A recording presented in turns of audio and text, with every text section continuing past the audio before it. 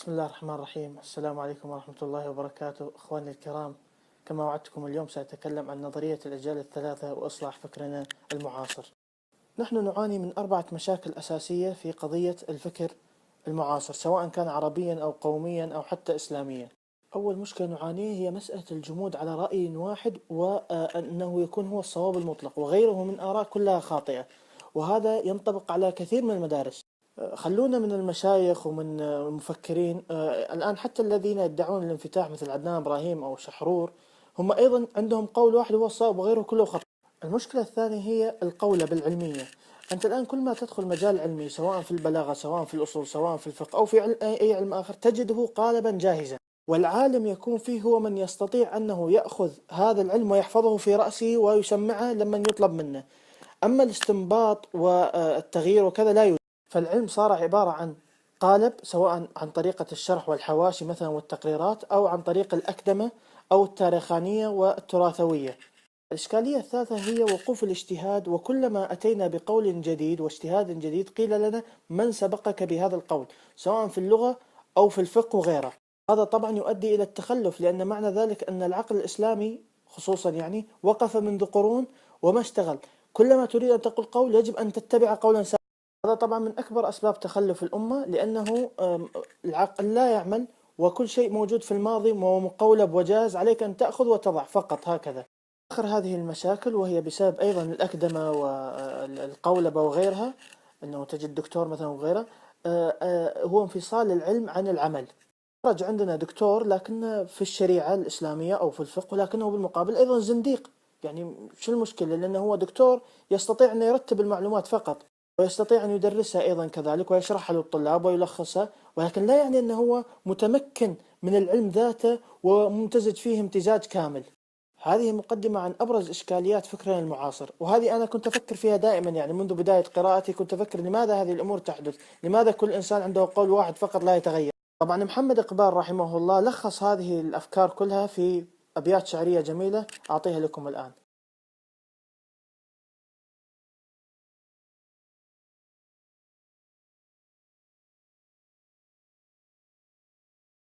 هذه الإشكاليات كلها محل تفكير بالنسبة لي، ومن خلال قراءتي دائما أتساءل لماذا تحدث هذه المشاكل. من خلال الكتب طبعا من خلال قراءتي الكتب وجدت أنها عبارة عن 3 أنواع: كتاب إبداعي أستطيع أن أسميه، ثم كتاب تأصيلي يؤصل لهذا الإبداع، ثم بعد ذلك كتاب تقليدي. انتقلت بعد ذلك أن وجدت أن هذه النظرية أيضا وقالها ابن خلدون في مقدمة تاريخه، ووجدتها بعد ذلك في كل الأحزاب والمذاهب والحركات. فالجيل الأول هو جيل الإبداع، وهو الذي ينتج المعرفة، مثل كتاب الرسالة للشافعي وكتاب لسيبويه وكتابي عبد القاهر الجرجاني. ثم بعد ذلك يأتي جيل التأصيل، وهو الذي يشرح هذه الإبداعات بطريقة خاصة. ثم بعدها يأتي جيل التقليد. هذا أمر طبعا نجده حتى في الفلسفة، مثلا سقراط كان مبدع جدا في الفلسفة، ثم بعد ذلك أصل بعده أفلاطون، ثم بعده كان أرسطو كان مقلد. ما الإشكال الذي يحدث في هذه النظريات، نظرية الأجيال الثلاثة؟ أنا لماذا عرضت مشاكل الفكر الإسلامي ثم تكلمت عن نظرية الأجيال الثلاثة؟ الإشكال يا أخواني هو عن التأصيل ثم عن التقليد. لماذا يكون هناك تأصيل؟ وكيف يكون التأصيل هذا؟ ثم ما إشكالية التقليد؟ المؤصل هو حينما يرى الإبداع، المنتج الإبداعي، يبدأ يشرح فيه ويؤصله ويجعل فيه الرسومات والحدود، أي يدخل فيه المنطق. هذا لا شك أن أمر مطلوب وجيد أن نحن نؤصل للمبدعين عشان نفهمهم بشكل أفضل، لأن المبدعين دائما يتجاوزون قومهم في كلامهم وشروحاتهم. لكن الإشكال لا يأتي منهم، إنما من يأتي بعدهم هو جيل التقليد. وذلك كما قال الجرجاني أن المعاني تطلب الألفاظ، فالألفاظ مجرد وسيلة والمعنى هو المطلوب. والمؤصل حينما يجعل اللفظ هو المهم بالنسبة له، يأتي من بعده فيأخذ المعنى من خلال اللفظ. تأتي هنا المشكلة الأخرى التي نبه عليها حجة الإسلام الغزالي وقال: من طلب المعاني من الألفاظ ضاع وهلك، وكان كما استدبر الغرب وهو يطلب. لأن المطلوب إحنا من المبدعين أن إحنا نأخذ فائدتهم وأفكارهم، ولا نهتم بعد ذلك بطريقة الشرح، والشرح هذا كل إنسان يستطيع أن يشرح. لكن المقلد يجعل هذه الألفاظ حاكمة على الأفكار، ولذلك يبدأ يتبعها فيجمد ويموت ويتخلف. طبعا هذه المسألة تنطبق على جميع العلوم كما ذكرت، وما لم نغير طريقة تفكيرنا سيبقى الجيل الإسلامي في تخلف والأمة الإسلامية في تخلف. كذلك ذكرت أنه في الجيل الثاني وهو جيل التأصيل يدخل المنطق، لأن مهمة المنطق هو رسم الرسوم ووضع الحدود والتعريفات والتقسيمات وما إلى ذلك. السؤال الآن: ما الإشكال إن دخل المنطق وماذا يحدث في الأمور هذه؟ أنا ذكرت طبعا قضية اللفظ والمعنى، هذه مقدمة كانت، والآن سأذكر الأمور الأخرى الخطيرة. الإشكالية الأولى هو أن المنطق يشتغل بالمنتج نفسه، لأنه هو أداة تعصم الذهن من الزلل، فأي شيء منتج ياخذه يبدأ يراه ويقيس على ذهنه، فهو لا ينتج بذاته، إنما هو يرى المنتج ويضعه في ذهنه، فإن قبل ذهنه، لأنه أداة تعصم الذهن، قبل ذهنه قبله، وإن ما قبله رده هكذا يعني، ولذلك لا ينتج. والإشكالية في هذه أنه هو قيد العقل، على قولة أبو بكر سالم يقول: وقيدني وأنا اللي ما تقيد. العقل لا يقيد يا أخوان، العقل هو الذي يقيد الإنسان، ولكنه لا يقيد بذاته. فالعقل عبارة عن أداة، ما تضع فيه يبدأ يفكر ويشتغل، إذا ما وضعت فيه شيء هو لا يشتغل ولا يعمل. هذا هو يعني ببساطة الموضوع هكذا. الإشكالية الثانية في المنطق هو أنه يشتغل في الحدود والرسومات، وأنا أريد أن أعطيكم مثال الآن قبل أن أشرح الفكرة حتى يتضح ما أريد أن أقوله. لما سئل الإمام أبو حنيفة رضي الله عنه وقيل له: ما الفقه؟ قال: هو معرفة النفس ما لها وما عليها. والله هذا التعريف يا أخواني هو أفضل تعريف للفقه. حينما نقول لماذا؟ نقول لأن هذا التعريف شامل لكل أنواع الفقه، وليس للفقه الاصطلاحي الضيق الذي وضع بعد ذلك المكتسب من الأدلة التفصيلية وكذا، لأن تعريف الفقه في النهاية أفضى إلى أنه صار علم ضيق يهتم بقضايا جزئية ودقيقة جدا، وترك فقه الدنيا كلها. لذلك نجد تعريف الإمام أبو حنيفة تعريف هو الذي يجب أن يسمى جامع مانع، وليس هو التعريف الذي جعله المناطق وجعلوا له 7 شروط لابد من توفرها. لذلك في أحد المعاصرين، شيخ موجود حي إلى الآن، كتب كتاب عن القواعد الفقهية، عرف القاعدة تقريبا في 25 صفحة. تخيلوا، كل هذا عشان يجعل من القاعدة مفهومة وأنها تلتزم بالشرط المنطقي للتعريف والرسم، وهذا غلط، لأنه الإنسان إذا كان لا يفهم فلن يفهم.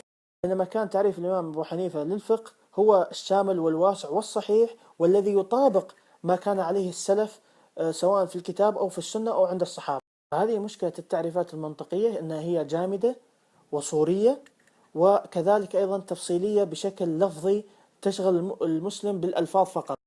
الأمر الآخر هو أن هناك قانون في المنطق اسمه قانون الماهية، وهو أنه يعرفون الشيء فيه بأنه هو. طبعا هذا الشيء بأنه هو يبقى إلى يوم القيامة، فصار عند المسلمين جمود وإشكال. كل تعريف يعطونه للأشياء، هم مثل المناطق القديمين تبع أرسطو وكذا، عطوا الإنسان تعريف، والتعريف خاطئ بالمناسبة. يعني كيف الإنسان اللي هو أنه إنسان حيوان ناطق؟ الله سبحانه وتعالى يقول في الكتاب: وعلمناه منطق الطير، فللطير منطق خاص بهم كذلك، وليس فقط الإنسان. الذي أنا أقوله للإنسان هو التعريف القرآني: الإنسان حيوان مبين، عنده حياة وهو مبين، يبين في كلامه بغير الحيوانات الأخرى بعكسها. يعني أنه هو يعطي التعريف المنطقي، وقانون الماهية فيه أنه يعطي تعريف للشيء فهو ويبقى إلى يوم القيامة لا يتغير. فالإنسان هو كذا، والتفاحة هي كذا، وهذا هو كذا، ولا يتغير. بينما في الحقيقة نحن نرى أن الأشياء تتغير على مر الزمان. التفاحة تكون بذرة، وتكون غصن وشجرة وورقة ووردة وكل هذه الأمور، أو زهرة يعني. فالتعريف إذن ليس كله واحد وليس كله جامد، إنما التعريفات الأشياء تتغير.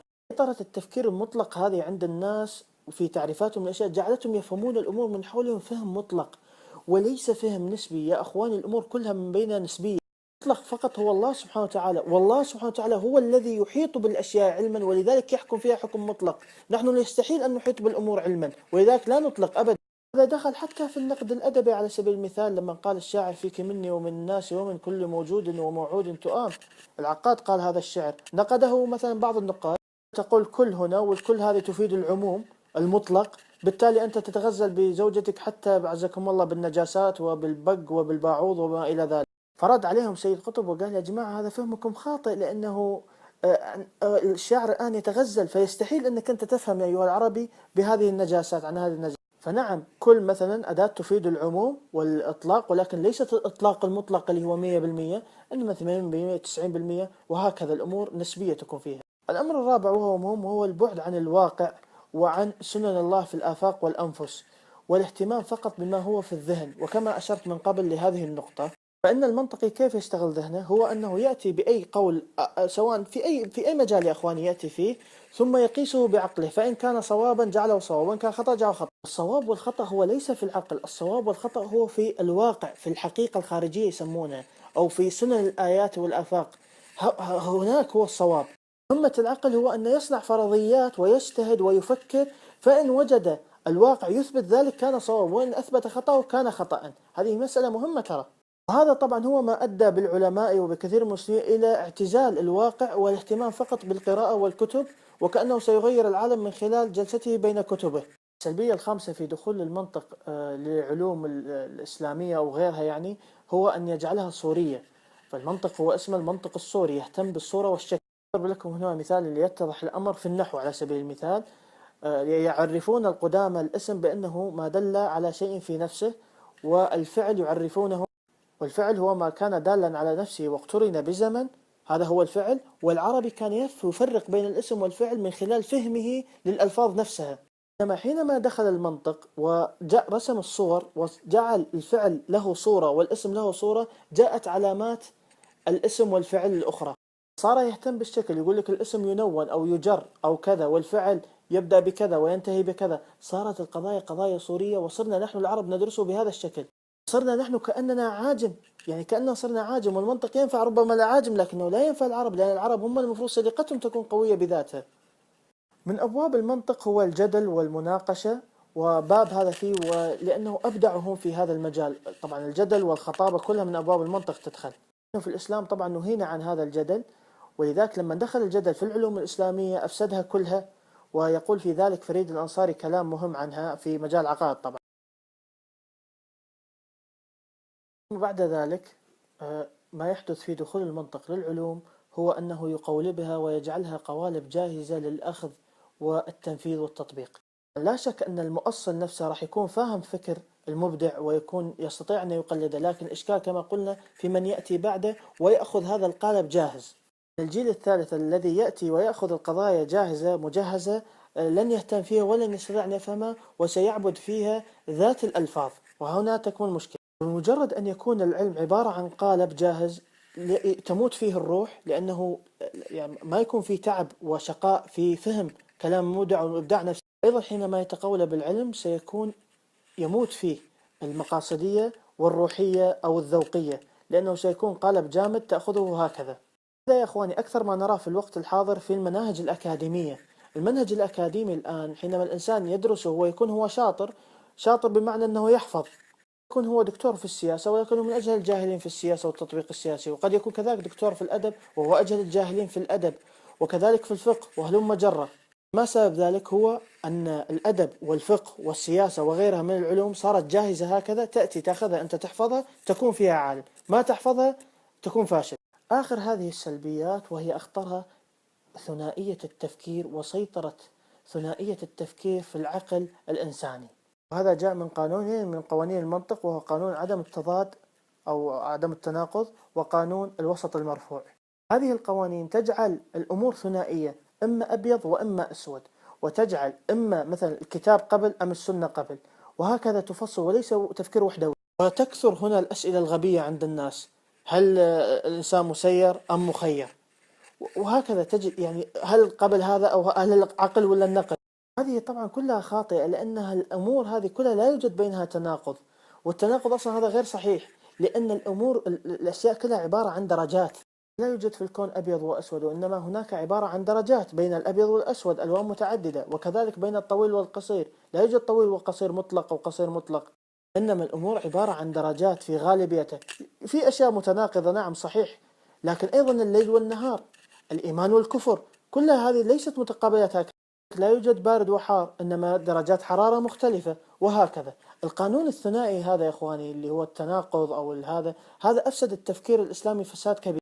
أشكركم شكرا جزيلا على الاستماع، وآسف على الإطالة. الآن أنا شرحت نظرية الأجيال الثلاثة بشكل مبدئي، ثم ذكرت إشكاليات المنطق وإشكاليات فكرنا المعاصر. إن شاء الله الليلة أو غدا راح نتكلم عن الحلول وكيف نعالج تفكيرنا وكيف يجب أن يكون منطقنا المعاصر، هذا أولا. ثم بعد ذلك سأتحدث عن الكتب للمهتمين. جزاكم الله خير الاستماع، وذروني على الإطالة. شكرا لكم.